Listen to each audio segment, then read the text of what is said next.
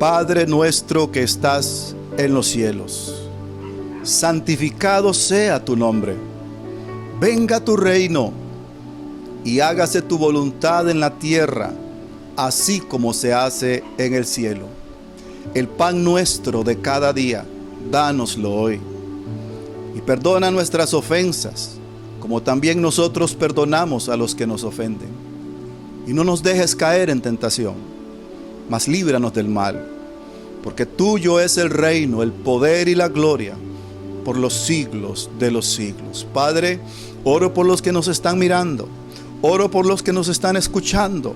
Oro, Señor, para que este mensaje de hoy, Señor, sea llenando la necesidad espiritual, sea alimentando el ser espiritual que hay en cada uno de nosotros, pues tu palabra es el pan que necesitamos. Y yo oro para que los oídos sean ungidos por tu Espíritu Santo y la palabra pueda llegar al corazón y que cada uno podamos recibir la porción de el alimento delicioso que es tu palabra, en el nombre de Jesús. Dios les bendiga. Es un honor grande poder estar con ustedes. Es un honor grande hoy, que es el día del Señor, aunque todos los días son del Señor. Pero el día domingo es un día que se le dedica al Señor más tiempo.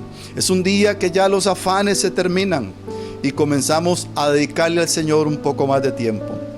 Y a propósito, cuando le dedicamos tiempo a Dios, eso nos dice que necesitamos orar, necesitamos hablar con nuestro Dios.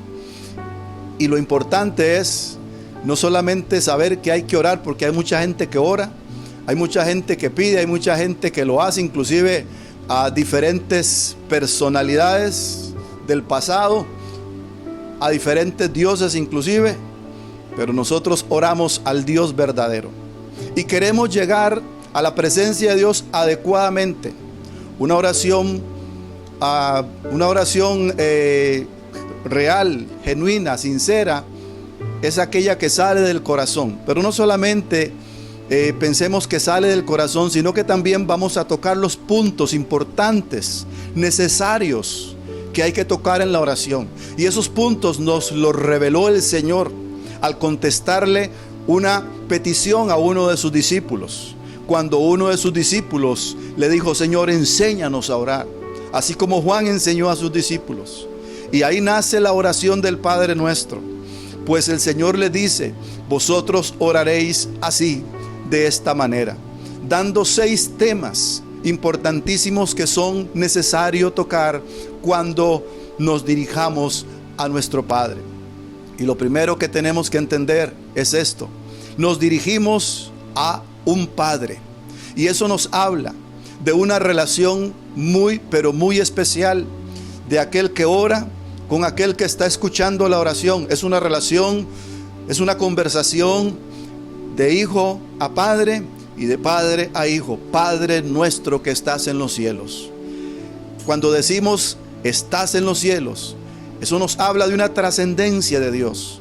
O sea que Dios creó todas las cosas, pero Él se mantiene sobre todas las cosas. Se mantiene fuera de todas las cosas, gobernando y a la vez dentro de todas las cosas. Eso lo diría muy bien a Melquisedec cuando Abraham fue a pagarle los diezmos de toda la ganancia, de todo lo que había conquistado. Melquisedec le dijo a Abraham: El Elyon, bendito sea el Elyon. Y el Elyon significa el Dios Altísimo. El Dios Altísimo entonces nos habla de alguien que trasciende a su propia creación. Por eso dice: Padre nuestro que estás en los cielos, santificado sea tu nombre. Bendito sea el nombre de nuestro Dios entonces. Y cuando hablamos de santificado sea tu nombre, estamos hablando de adoración. Equivale a adoración, pues estamos hablando de darle honor, de darle exaltación a ese nombre. Y es que nuestro Dios tiene varios nombres. Acabo de mencionar uno, que es el Elyon, el Dios Altísimo. En predicaciones anteriores mencionamos otros nombres de Dios, y podríamos estar adorando a Dios a través de sus nombres también. Por ejemplo, no hemos mencionado a Jehová Sidkenu, uno de los nombres de Dios que significa el Señor es nuestra justicia. O Elohim, que es el plural de Él, que dice y que significa el Creador Todopoderoso. No hemos mencionado tampoco el Olam, que significa el Dios eterno. Tampoco hemos mencionado Jehová Mekadesh, que significa el Señor que santifica. Tampoco mencionamos Jehová Nisi, el Señor es mi bandera. Tampoco mencionamos Jehová Sabaoth, el Señor de los ejércitos, o el Señor de las huestes celestiales, Jehová Sabaoth, o Jehová Shama, el Señor está presente. Y eso es muy lindo, me gusta mucho, porque también significa el Señor es mi compañero. Todos estos nombres podríamos utilizarlos para entrar en adoración. Ahora, si usted no tuvo tiempo para tener las otras peticiones, no se preocupe. Si se le fue la hora, si es una hora o el tiempo que usted dedique a la oración, se le fue en adorar a Dios, no se preocupe. Recuerde lo que el Señor dijo antes de mencionarnos esta guía del Padre Nuestro. Él dijo: vosotros pues oraréis así, porque vuestro Padre sabe las cosas que necesitáis antes que se las pidáis.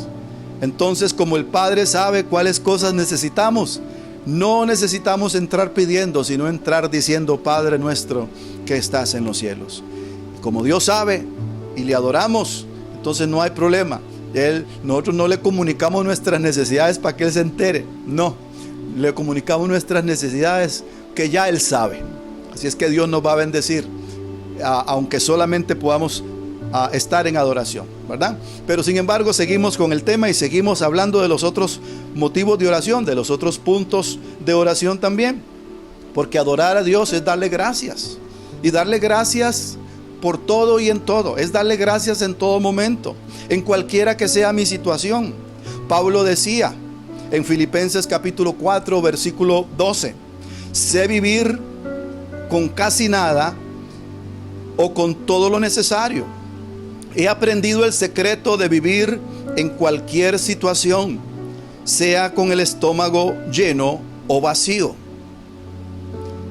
con mucho o con poco, pues todo lo puedo hacer por medio de Cristo, quien me da las fuerzas. En otra versión dice: todo lo puedo en Cristo que me fortalece. De todos modos, han hecho bien en compartir conmigo la dificultad por la que ahora atravieso, dice el apóstol Pablo.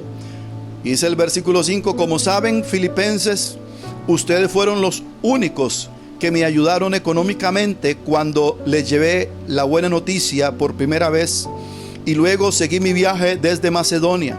Ninguna otra iglesia hizo lo mismo. Incluso cuando estuve en Tesalónica, ustedes me mandaron ayuda más de una vez. No digo esto esperando que me envíen una ofrenda, más bien quiero que ustedes reciban recompensa por su bondad. Por el momento, tengo todo lo que necesito y aún más. Estoy bien abastecido con las ofrendas que ustedes me enviaron por medio de Epafrodito. Son un sacrificio de olor aceptable y agradable a Dios. Y este mismo Dios, quien me cuida, suplirá todo lo que necesiten de las gloriosas riquezas que nos ha dado por medio de Cristo Jesús. Y quise leer el pasaje entero porque hay tres cosas que me llaman la atención en este pasaje con relación a este punto de adorar a Dios, no importa cuál sea mi situación. Y la primera cosa que yo aprendo en esto es que en la oración Dios es primero, aunque tenga el estómago vacío. En otras palabras, aunque lo que yo tenga es la necesidad de pedir, yo tengo que adorar antes de pedir. El estómago me pide comida y es lógico que yo quiera pedirle comida a Dios, pero antes de eso todavía sigue enseñándome la palabra de Dios a través del apóstol Pablo, que aunque yo tenga una necesidad grande, no ir directo a pedir, sino primeramente glorificar el nombre del Señor. Ese es el primer punto que yo veo que es importante aprender en este pasaje. Y la segunda cosa que aprendo es que Dios nos usará a unos para suplir la necesidad de otros. Dios quiere esta interacción entre nosotros. Dios quiere que suplamos uno la necesidad del otro. Esta interacción refleja la acción divina entre nosotros, refleja el amor de Dios y refleja un testimonio cristiano al mundo, donde podamos compartir, y de esa forma el Señor está actuando en nosotros para suplir las necesidades, así como lo vimos o lo escuchamos en el pasaje que acabamos de leer. Y la tercera cosa que aprendo en esto es que Dios suple conforme no a lo que otros tienen, sino que Dios suple conforme a sus riquezas en gloria en Cristo Jesús. Repito esto: Dios no suple conforme a lo que otro tiene. Es más, Dios le dio de comer a Elías a través de una viuda pobre. Entonces Dios no suple a través de lo que otro tenga, sino que Dios suple de acuerdo a sus riquezas. En otras palabras, yo puede que no tenga nada, Dios me puede dar a mí para suplir la necesidad de otro. Y eso lo hace Dios.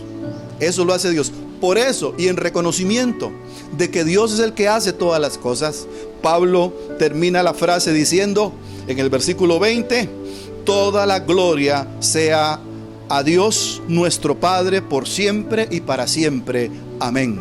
Así termina ese pasaje bíblico, y me gustó muchísimo poder entender estas cosas en el tema santificado sea tu nombre, en el tema de adoración. Job es otro ejemplo. Job se queda sin nada, de la noche a la mañana prácticamente, sin nada, sin propiedades, sin hijos, sin animales, sin salud, sin nada. Lo único que le quedaba era la vida. Pero Dios no le permitió al enemigo quitarle la vida, porque el enemigo fue el que usó de una estrategia para arruinar la vida de Job, y le pidió permiso a Dios para arruinar a Job, para que Job blasfemara el nombre de Dios. Pero Job tenía muy claro que Dios merece la gloria y la honra, sin importar mi situación.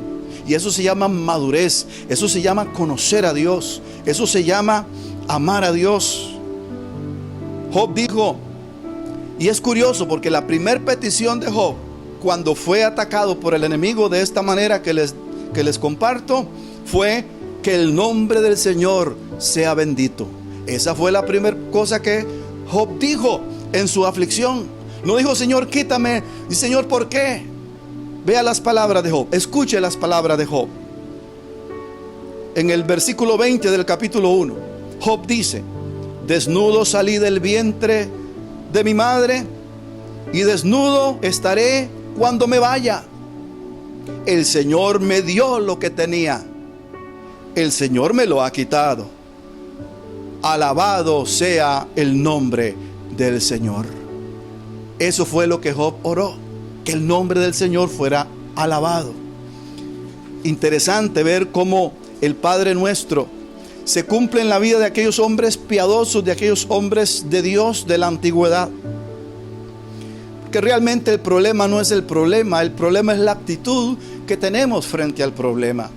Porque cuando tenemos la actitud de adoración, no hay ningún problema, pues Dios estará sobre ese problema, por encima de eso, controlando todo de acuerdo a la fe y a la actitud de confianza que nosotros tenemos en nuestro Padre que está en los cielos. La segunda petición es: venga a tu reino. Y es que cuando viene su reino, su nombre es glorificado. Una vez más, la principal petición es: santificado sea tu nombre. Porque todo lo que se pida después de esta petición primera es para que el nombre del Señor sea glorificado. Cuando decimos venga a tu reino, que es la segunda petición, entendemos que el nombre del Señor será glorificado a través de que su reino venga y de que su reino llegue a nosotros. Pero es interesante cuando pedimos venga a tu reino, pues debemos entender cuál es la naturaleza del reino de Dios. ¿Cuál es la naturaleza? Y aquí entramos un poquito en teología, porque hay algunos teólogos que hablan sobre el ya y el todavía no del reino de Dios. ¿Qué significa eso? Bueno, que ya está y que todavía no está el reino. Entonces quiero ahondar un poquito en esto, porque hay que entender, como alguien dijo, el Padre Nuestro es una montaña de oro. Hay que entender cada palabra. Lo que el Señor dijo en pocas palabras habla de tantas cosas que necesitamos examinarla una a una para poder entender cómo orar a Dios. Él gobierna. El primer aspecto que hay que entender, o la naturaleza del reino, es que Él gobierna y domina sobre todo lo creado, aunque muchos no se someten voluntariamente a ese reino. El salmista David lo dijo de la siguiente forma. En el Salmo 133, 19 dice: Jehová estableció en los cielos su trono y su reino domina sobre todos. En otras palabras, en este momento Dios está reinando. Dios está reinando en todo el universo en este mismo instante. Y por supuesto en este mundo. Dios tiene el control y el dominio. Dios dirige la historia de este planeta, la historia del ser humano. Dios gobierna, Dios reina en este momento. En ese sentido, tenemos que saber que entonces ya Él es rey, pero estamos pidiendo que Él reine, ¿verdad? Necesitamos entender cuál es esta petición. Hablando de este mismo punto, me llamó la atención el rey Nabucodonosor, porque el rey Nabucodonosor tuvo que reconocer que realmente él no era nadie y que el que gobernaba era Dios. Dice Daniel capítulo 4 versículo 29: 12 meses más tarde el rey caminaba sobre la terraza del palacio real en Babilonia, y mientras contemplaba la ciudad dijo: miren esta grandiosa ciudad de Babilonia. Edifiqué esta hermosa ciudad con mi gran poder para que fuera mi residencia real, a fin de desplegar mi esplendor majestuoso. Mientras estas palabras aún estaban en su boca, se oyó una voz desde el cielo que decía: Rey Nabucodonosor, este mensaje es para ti. Ya no eres gobernante de este reino. Serás expulsado de la sociedad humana. Vivirás en el campo con los animales salvajes y comerás pasto como el ganado durante 7 periodos de tiempo. Vivirás de esta manera hasta que reconozcas que el Altísimo, el trascendente, el que está en los cielos, es el que gobierna los reinos del mundo y los entrega a cualquiera que Él elija. Fueron 7 periodos de tiempo, en otras palabras 7 años. 7 años la sentencia contra Nabucodonosor. Tremendo. ¿Para qué era? Para que reconociera que Dios reina. O sea, no es que va a reinar, es que ya reina. En ese sentido. En el versículo 34 dice: cuando se cumplió el tiempo, yo, Nabucodonosor, levanté los ojos al cielo, recuperé la razón, alabé y adoré al Dios Altísimo y di honra al que vive para siempre. Su dominio es perpetuo y eterno. Eterno es su reino. Todos los hombres de la tierra no son nada comparados con Él. Él hace lo que quiere. En otras palabras, Él es soberano. Él hace lo que quiere entre los ángeles del cielo y entre la gente de la tierra. Nadie puede detenerlo ni decirle: ¿por qué haces estas cosas? Cuando recobré la razón, también recuperé mi honra, mi gloria y mi reino. Mis asesores y nobles me buscaron y fui restituido como cabeza de mi reino con mayor honra que antes. Ahora yo, Nabucodonosor, alabo y glorifico y doy honra al Rey del cielo. Todos sus actos son justos y verdaderos, y es capaz de humillar al soberbio. Cualquier parecido con la realidad no es coincidencia. Todavía Dios sigue humillando a los soberbios, especialmente en este tiempo que estamos viendo cómo la gente está de una u otra manera doblando su rodilla, reconociendo, gloria a Dios, porque ya escucho el nombre de Dios en algunos ministros de este gobierno. Gloria a Dios porque ya escucho el nombre de Dios, porque hemos quitado a Dios. Pero ahora Dios está diciendo a través de las circunstancias: yo estoy aquí y estoy hablando con ustedes. Humíllense y yo los bendeciré. Porque Dios no soporta al soberbio.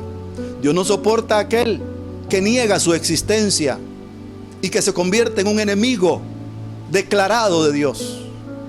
Por lo tanto, Él puede humillar, y es mejor humillarse uno mismo a que Dios lo humille a uno. Mire lo que hizo con Nabucodonosor.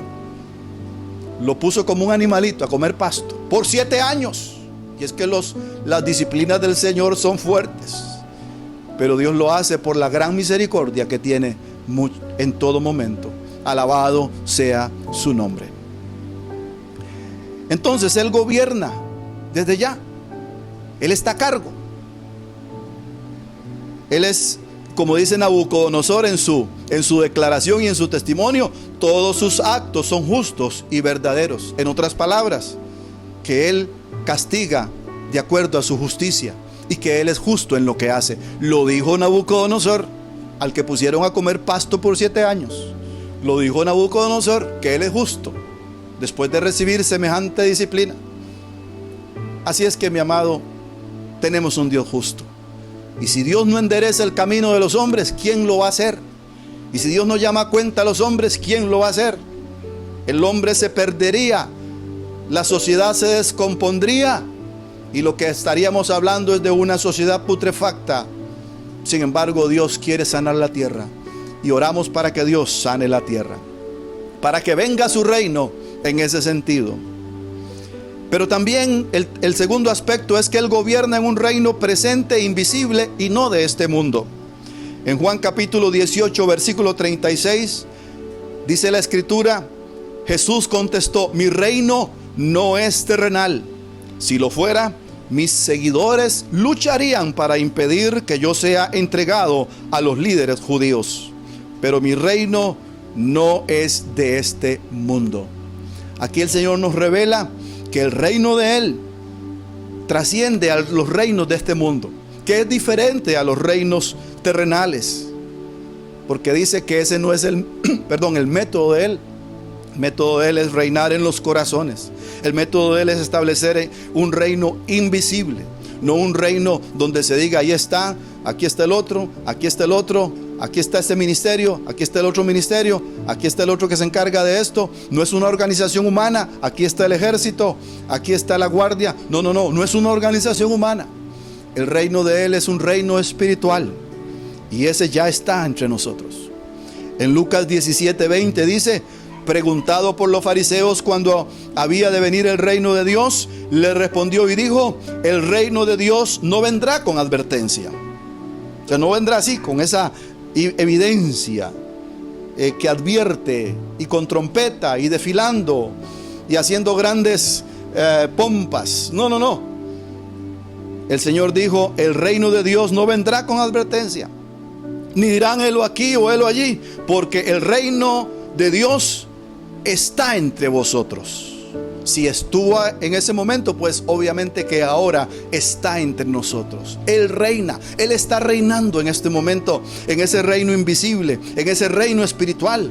Yo tengo un rey, y todos los que creemos en Él somos parte de ese gran reino de Dios que se extiende por el mundo entero, un reino espiritual. Y el tercer aspecto de esto es: Él gobernará en el futuro cercano, en un reino invisible cuando Él regrese en un reino visible ya, cuando Él regrese a la tierra. Gloria al Señor. Él gobernará en un reino visible cuando Él regrese a la tierra. Pero antes de que Él reine en la tierra, hay algo que va a acontecer, y que puede acontecer mañana, y que puede acontecer después de este mensaje. Se llama el rapto de la iglesia. Vea o escuche lo que dice la palabra del Señor en 1 Corintios 15:50. Lo que les digo, amados hermanos, es que nuestros cuerpos físicos no pueden heredar el reino de Dios. Entonces Pablo está hablando de otro aspecto del reino, de otra naturaleza del reino. Está hablando del reino ahora eterno de Dios en lo visible, en lo físico, inclusive en lo corporal nuestro, porque está hablando del cuerpo nuestro. Dice Pablo, estos cuerpos que mueren no pueden heredar lo que durará para siempre. Pero primeramente,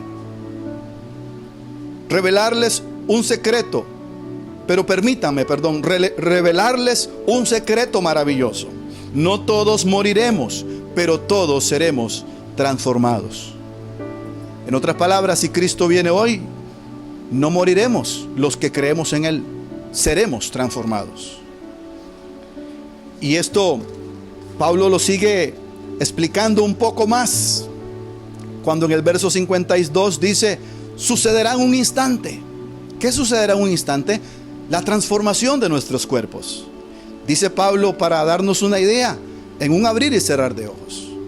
Usted ha pestañeado mientras está escuchando esto, no sé, cientos de veces, pero ni se da cuenta. Así, por el gran poder del Dios que trasciende su creación, en un momento seré transformado. O sea, no se llevará un proceso, es así. Estoy y ya no estoy. Fui transformado y fui llevado a la presencia de Dios sin morir. Eso dice Pablo que pasará antes de que venga el reino visible, el reino de los cielos. Y luego sigue diciendo, pues cuando suene la trompeta, los que hayan muerto resucitarán para vivir por siempre. Y nosotros, los que estemos vivos, también seremos transformados. Pues nuestros cuerpos mortales tienen que ser transformados en cuerpos que nunca morirán. Nuestros cuerpos mortales deben ser transformados en cuerpos inmortales. Bendito sea el nombre del Señor. Se acabaron las enfermedades, se acabaron los virus, se acabaron las pandemias, se acabó la debilidad, se acabaron inclusive las arrugas. Los cuerpos glorificados que Dios nos dará serán cuerpos semejantes al cuerpo de Cristo cuando se le apareció a los apóstoles. Un cuerpo glorioso que viaja y que trasciende y que inclusive atraviesa paredes y atraviesa cualquier cosa sólida, porque son cuerpos glorificados. Esa tecnología solo Dios la tiene, eso no lo tiene más nadie, y a eso vamos. ¿Cuántos alaban a Dios por eso? Tremendas cosas tiene Dios para nosotros, los que confiamos y creemos en Él. Quiero terminar diciendo 7 cosas, solo mencionándolas. A este reino venidero no se puede entrar sin un cuerpo glorificado. Si no somos transformados, no podremos entrar. Si no hemos recibido a Cristo, no podemos entrar. Si el Espíritu Santo no habita en nosotros, no podemos entrar a ese reino. Cristo viene y ese cuerpito se quedará aquí en la tierra viviendo todavía todos los juicios que han de caer, porque esto del coronavirus no es realmente tan significativo como lo serán los juicios de Dios que habrán de venir luego que la iglesia sea retirada de esta tierra. 2, el reino presente, que es entonces el reino que estamos compartiendo en su segundo aspecto. Este reino presente es la gracia de Dios gobernando en el corazón de los hombres. Así se puede describir este reino, la gracia de Dios gobernando en el corazón de los hombres. Pablo diría y lo explicaría mediante esta frase: ya no vivo yo, mas Cristo vive en mí. Eso es el reino de Dios. Cuando yo ya no vivo, mi propia voluntad es hecha a un lado, porque he rendido a Dios la dirección de mi vida y el futuro de mi vida y de mi familia. Entonces ya no vivo yo, ya no me dirijo yo, Ahora le doy el timón de mi vida a Dios. Estoy en el reino de Dios. Ahora Él es el que reina. Él es el que dirige mi vida hacia los propósitos eternos de Dios. 3. Hay mucha gente que no quiere que Jesucristo reine en sus corazones. Esa es otra gran verdad. Un día de esto, el miércoles, hablaba de esto. Hablaba de la dureza de los corazones. Porque estamos hablando que hoy estamos domingo, pero el próximo miércoles también quiero tener un tiempo con ustedes ahí en otro Facebook Live. Entonces recuerde, a las 6 de la tarde, de una vez lo anuncio, el próximo miércoles. Ahí estaremos. Y estaba hablando este miércoles de la dureza del corazón de los hombres. Entonces hay gente que no quiere que Jesucristo reine en sus corazones, que son enemigos de Dios. Y hay gente declarada enemigo de Dios. Y hay otro que aunque no lo declare, pero con sus hechos niegan que conocen a Dios, aunque se llamen cristianos. Y otros que con sus hechos niegan que conocen a Dios o que Dios existe, porque actúan como si no fueran a ser juzgados en ningún momento. Hay que tener ese temor a Dios constantemente. Pero hay muchos que no quieren que Jesús reine en sus corazones. 4. Todos fuimos creados para glorificar a Dios. Pero el hombre quiere glorificarse a sí mismo. Desde siempre el hombre quiere glorificarse, quiere ser su propio Dios. El ser humano, sabiendo que sin Dios estamos perdidos. Pero el orgullo del hombre lo ha llevado a caer en la trampa del diablo de querer ser su propio Dios. 5. Su reino es justicia, paz y gozo. Repito, su reino es justicia, paz y gozo. ¿A cuánto les interesa ese reino? Un reino de justicia, paz y gozo. Pero no se puede entrar en este reino si reina el pecado aún en el corazón nuestro. Tenemos que arrepentirnos de ese mal, de ese pecado, de esa rebelión contra Dios. No se puede entrar si no se nace de nuevo. Jesús le dijo a Nicodemo: si no nacieres de nuevo, no puedes ver el reino de Dios. 6. Muchos solo desean los beneficios del reino sin someterse al rey.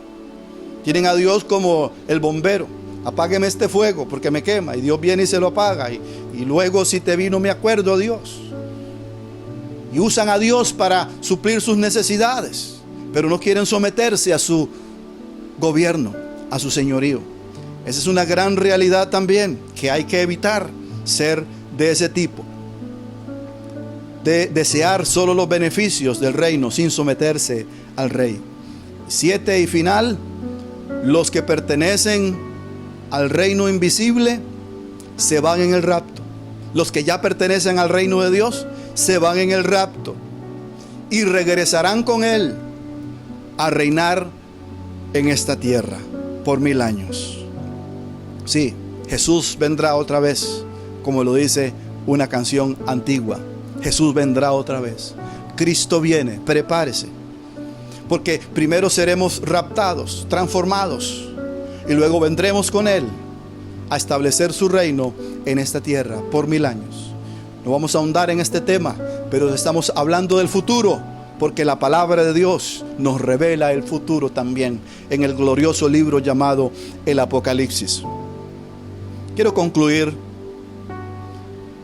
recordando lo que hemos aprendido en cuanto al reino y en cuanto a este tema de aprendamos a orar con el Padre Nuestro. Aprendimos que si Él reina en nosotros, no seremos vencidos. Él nos proveerá, Él nos sanará, tendremos su paz que no puede ser explicada con palabras. Y esto, amados hermanos y amigos, es lo que nos conviene a nosotros en este momento: que Él reine en nuestro corazón. El gozo y la paz, el amor que nos inunda el corazón, vale más que cualquiera de las cosas en que muchas veces nos aferramos para no buscar a Dios. Venga tu reino es orar para que Él reine en nosotros y para que Él reine en más personas. Si Él no está reinando en tu vida, te invito a que lo hagas tu rey en este instante.